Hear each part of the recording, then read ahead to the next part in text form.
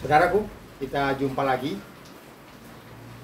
Pada hari ini saya ingin menyampaikan tentang revolusi pertanian.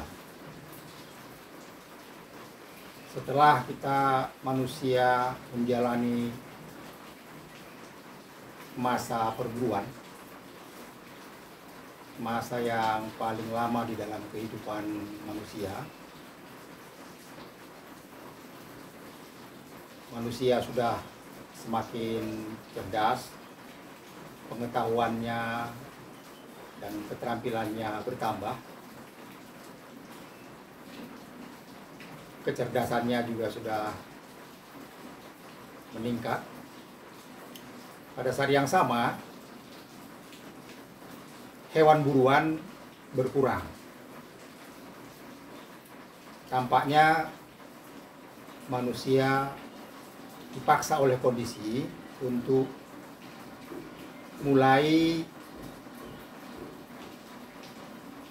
bertani dan beternak. Dalam kondisi seperti ini, pengetahuan sudah bertambah. Bersama dengan itu, hewan buruan dan tumbuh-tumbuhan yang akan dipanen juga berkurang. Maka manusia mulai memikirkan cara hidup yang baru. Tanpa disengaja barangkali, umbi-umbian yang dibuang di sekitar pangkalan tumbuh dan kemudian menghasilkan. Tanpa direncanakan juga barangkali hewan-hewan buruan yang masih anak-anak, yang induknya mereka bunuh, mereka makan, tetapi anak-anaknya masih terlalu kecil, mereka ajak tinggal di sekitar pangkalan mereka, dan barangkali kemudian juga menjadi, tanpa disengaja menjadi hewan jinak.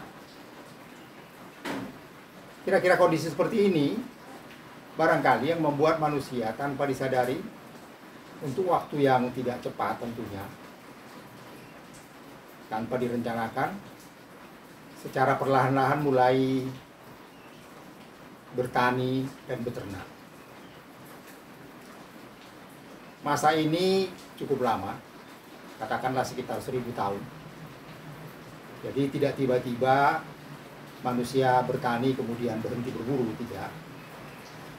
Berburu berjalan dengan hasil yang kurang.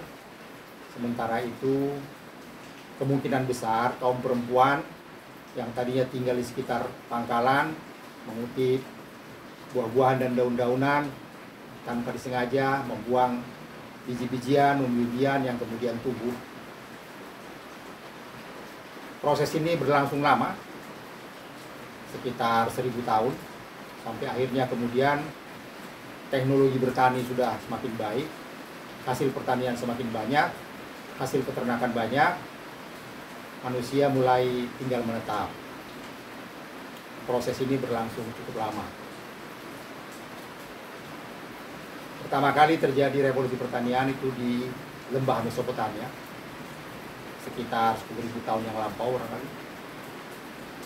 Sementara di Indonesia mungkin revolusi pertanian dimulai sekitar 6.000 tahun yang lampau. Saudaraku, ada perubahan besar antara masa berburu dengan masa bertani. Pada masa berburu yang berlaku adalah seleksi alam.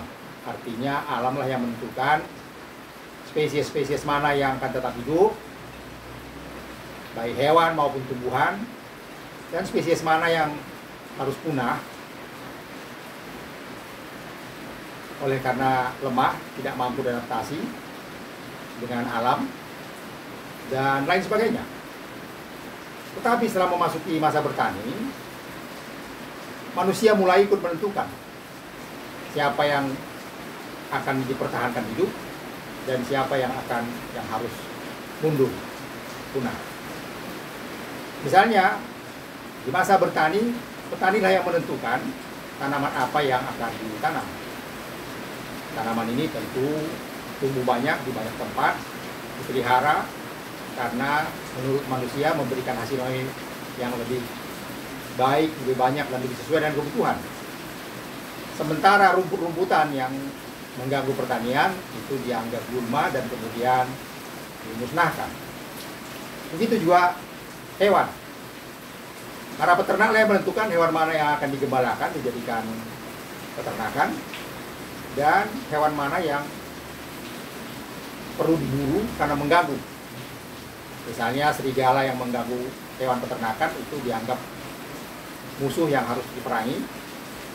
Sementara ayam ini dianggap hewan piaraan dan karena itu dilindungi, dipelihara, diberi makan.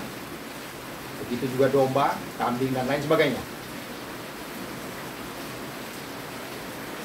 Seleksi alam mulai secara perlahan-lahan digantikan oleh seleksi manusia. Walaupun tentunya pada saat itu seleksi alam juga masih tetap berjalan, tetapi pengaruhnya sudah kecil. Selanjutnya setelah lebih berkembang lagi sampai revolusi politik, revolusi ilmiah, revolusi industri, terutama setelah industri berkembang dengan pesat, maka seleksi manusia semakin parah, semakin kejam. Manusia tidak hanya menentukan hewan atau tumbuhan mana yang bisa terus hidup, tapi bahkan manusia sudah melakukan rekayasa genetika. Saudaraku, ada yang menarik dalam masa bertani ini. Saya mengamati dalam revolusi pertanian misalnya, saya amati kaum perempuan di banyak masyarakat, tampaknya kaum perempuan lebih banyak memberikan waktunya di lahan-lahan pertanian daripada laki-laki. Di Tanah Batak misalnya saya masih melihat sekitar 50-60 tahun yang lampau, waktu perempuan lebih banyak di lahan pertanian dibanding waktu laki-laki. Kaum laki-laki setelah selesai membajak jam 9 pagi atau jam 10 pagi selesai membajak, keluar dari sawahnya dan setelah itu duduk-duduk di kedai kopi dan omong-omong kesana kemari. Seringkali pembicaraan tersebut tidak punya tujuan tertentu, hanya sekedar menghabiskan waktu. Mengamati ini, saya melihat barangkali memang ada sesuatu yang terjadi di masyarakat Batak. Misalnya, kemungkinan besar berkurangnya hewan buruan membuat mereka menjadi terlalu banyak kelebihan waktu. Kelebihan waktu ini barangkali yang mereka gunakan untuk marnonang di bawah pohon beringin misalnya. Sepertinya salah tingkah, tidak siap menghadapi masa yang baru tersebut. Sementara kaum perempuan yang tadinya tidak sengaja menanam tanaman, kemudian mereka justru lebih cepat menyesuaikan diri dengan kondisi, mulai bertani. Pada awalnya barangkali bertani umbi-umbian, kemudian meningkat bertani biji-bijian.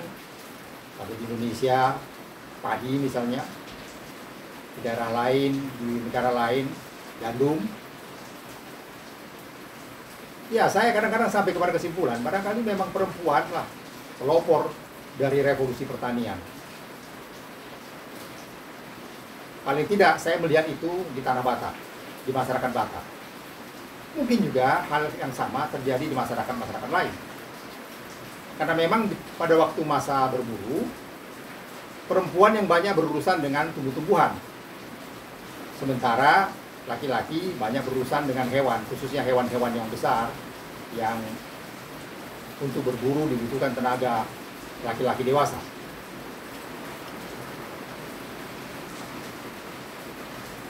Saudaraku, kenyataan ini juga memperlihatkan, mulai dari masa berburu sampai masa bertani, tampaknya pembagian tugas antara laki-laki dan perempuan itu memang berimbang. Peran laki-laki dan perempuan berimbang. Laki-laki tidak menjadi lebih terhormat atau lebih hebat. Sebaliknya demikian juga dengan perempuan. Ada pembagian tugas yang adil. Di masa berburu, laki-laki berburu hewan-hewan besar, sementara perempuan mengumpulkan daun-daunan dan buah-buahan dari tumbuh-tumbuhan di sekitar pangkalan mereka. Bahkan di awal revolusi pertanian, tampaknya perempuan lebih cepat menyesuaikan diri dengan kondisi, lebih cerdas, dan bisa jadi mengambil peran laki-laki sebagai pelopor. Mereka terus bertani, sementara yang laki-laki banyak menghabiskan waktu untuk omong-omong kosong di bawah pohon. Barangkali itu juga sebabnya kenapa sekarang dalam masyarakat Batak misalnya, di dalam pesta-pesta adat, banyak kaum laki-laki yang menghabiskan waktunya untuk bicara-bicara, memberikan nasihat, dan sebagainya. Dari 50 orang yang memberi nasihat, hampir semua sama saja itu. Pantun yang dibacakan hampir sama, semuanya hampir sama. Saya khawatir ini adalah kelanjutan dari masa salah tingkah mereka dulu pada masa peralihan antara masa berburu dengan masa bertani. Saudaraku, dalam masa bertani ini masyarakat mulai menetap, tinggal menetap. Timbullah desa-desa, bahkan kota-kota dengan penduduk yang lebih banyak. Dan dengan demikian, maka perlu ada pemerintahan yang jelas untuk mengatur masyarakat yang berkumpul banyak ini.